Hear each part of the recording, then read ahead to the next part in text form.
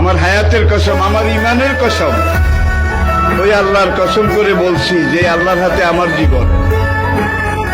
বর্তমান ফিলিস্তিনের যুদ্ধ শেষ হবে, ইমাম মাহাদি এসে যাবে।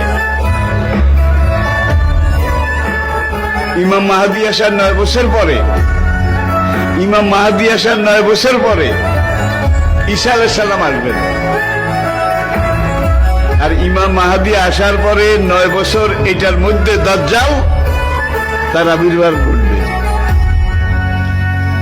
এমন সময় আমি আপনাদের সাথে কথা বলছি, হাদিসের ভাষ্য অনুযায়ী মনে করেন দাজ্জাল আপনার বাড়ির দরজায় এসে দাঁড়িয়েছে। এমন সময় আমি আপনাদের সামনে কথাগুলো বলছি, যেই সময় মনে করেন ইমাম মাহাদি আপনার ঘরের সামনে এসে দুয়ারের কড়া নাড়তেছে।